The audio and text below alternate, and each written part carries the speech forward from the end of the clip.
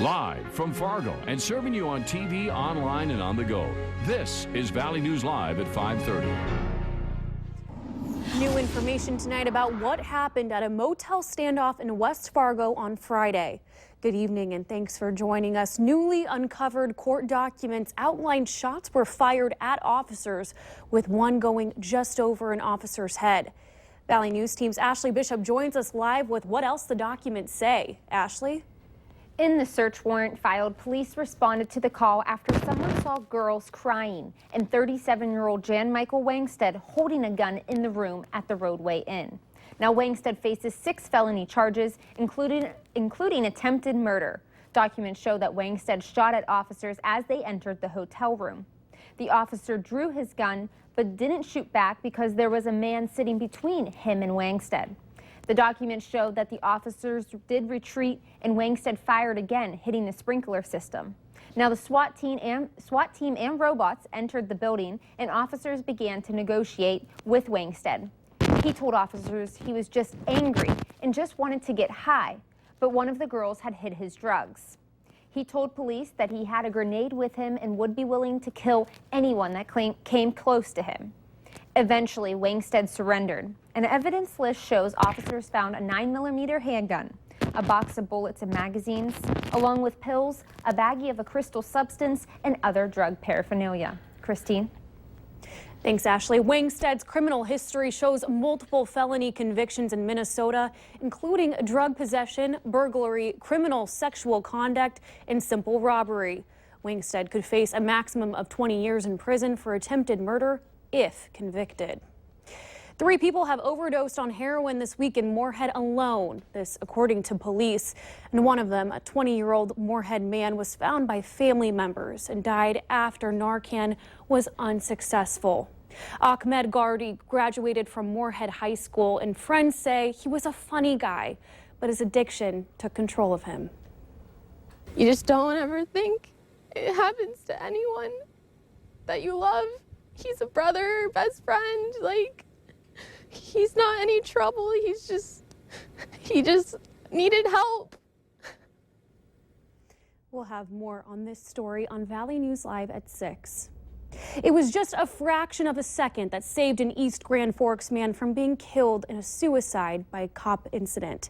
Richard Hagan is in jail facing a felony charge of reckless discharge of a firearm. Valley News Team's Neil Carlson shows us what led to some scary moments for everyone involved. East Grand Forks police were called to 1026 12th Avenue Southeast at midnight Saturday. According to court records, Richard Hagan had been drinking and arguing with his wife. Yep, very tense moments. Okay. When when you arrive to a home and hear gunshots, yeah, very tense. As police walked up to the home, they heard a gunshot. They entered the house and ordered 2 people who were in the living room out of the home. Then they called for Richard Hagan to come out of a back bedroom. Police say Hagan came out of the bedroom carrying a .22 pistol in his right hand. Police repeatedly told Hagan to throw down his weapon. One officer reported he was just starting to squeeze the trigger on his weapon when Hagan threw down his gun. I think it's obvious if he would have pointed the gun at the officers, he more likely would have been shot. Yeah. But it worked out, I guess, the best possible way it could have for everyone involved. No one was hurt. After throwing down his gun and narrowly escaping being shot, Hagan continued to scream, "Shoot me," and would not cooperate with officers until they got him under control with handcuffs. Hagan remains in the Polk County Jail. It will be up to a judge to determine if Hagan will be allowed to still possess a firearm. In East Grand Forks, Neil Carlson, Valley News Live.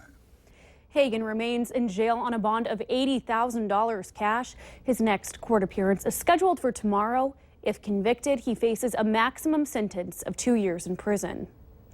We're enjoying the quiet and above average weather in this area. Robert, is there anything happening tonight that we need to be aware of? Nothing major going on as we head through not only tonight, but as we head through the day tomorrow. We'll start to see some changes as we head through the day on Friday, but until then, some quiet weather, and we've got some variable cloudiness across the region. Temperatures a mix of some 30s and some 40s. 34 in Roseau, 36 in Langdon, 44 here in the Fargo-Moorhead area.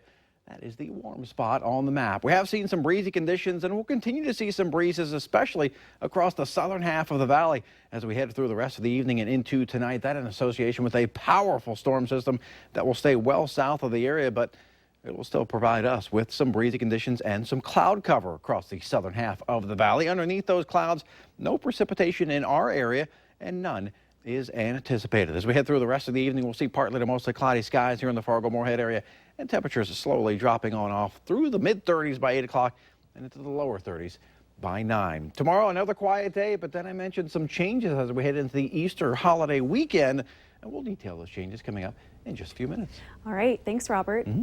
Should college students be allowed to carry handguns around campus and store them in their dormitories? Well, several states and universities in the U.S. say yes, and it's on the minds of people here after recent publications in the NDSU student newspaper. Valley News Team's Bradford Eric asked around campus if students feel they should be allowed to carry. According to the National Conference of State Legislatures, 33 states have introduced legislation governing concealed carry on college campuses, and Texas is the latest to allow it. But North Dakota is one of 19 states banning campus carry. I don't see the immediate response being to allow students to carry weapons, but I think it'd be fair to look into it. NDSU says 2 policies govern weapons. The Student Code of Conduct outlines what weapons are prohibited and says university police, quote, provides limited temporary storage space for firearms used in hunting and other shooting sports. The NDSU policy manual also shows what's not allowed. First thought is I wouldn't really feel comfortable with it, but I haven't looked into it. That's where it comes into play. You gotta make your own decisions, you know where to draw the line. Alex Carlson says he supports campus carry, saying if you gotta do it, do it. With the Second Amendment being an amendment itself, and with these school shootings that have happened further south and along in the country, it makes sense. Sam Wallace says college students are adults in the eyes of the law, so it makes sense they should be allowed to carry. Not to say there isn't more opposition, but only one student I talked with said he opposed the idea. Bradford Eric, Valley News Live. Minnesota is one of 23 states that allows each college or university to make the decision to permit or deny carrying concealed weapons. To get a look at what it is and isn't allowed on campus, click on this story on valleynewslive.com.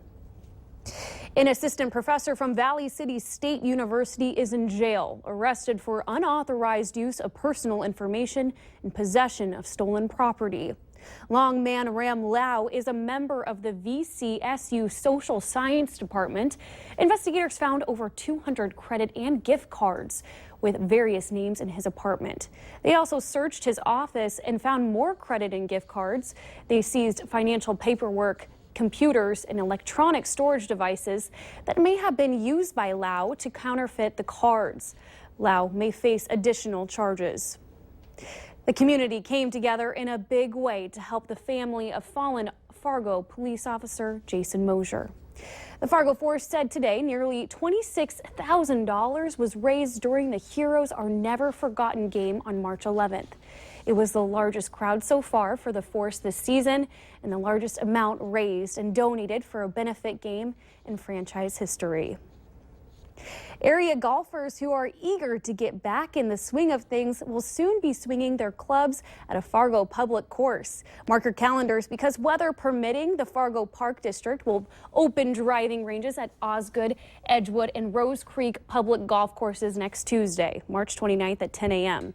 Then on Monday, April 4th, those locations, with the addition of Prairie Wood, will open their courses to the public. The newly remodeled El Zagal course will reopen later this season. Kids around the valley have some days off of school for either spring break or Easter, so we have some ideas on how to keep them busy. Many places like zoos, museums, and libraries have extended hours. It could be a good time to tackle that Pinterest project on your board or let kids do crafts at home. Some places encourage learning through play, like the Inspire Innovation Lab, where kids get to do experiments and activities that challenge their brains. And really what they're learning is collaboration and creativity, critical thinking. They learn time management. They learn all these other skills that are needed in today's world. Another idea is to volunteer at a local nonprofit with your kids. We have more ideas online at valleynewslive.com. Just look under the Valley Today tab. And of course, remember to like Valley News Live on Facebook. You can follow the latest news, weather, and breaking news updates anytime on your feed. Just search Valley News Live, like our page, and you'll stay informed throughout the entire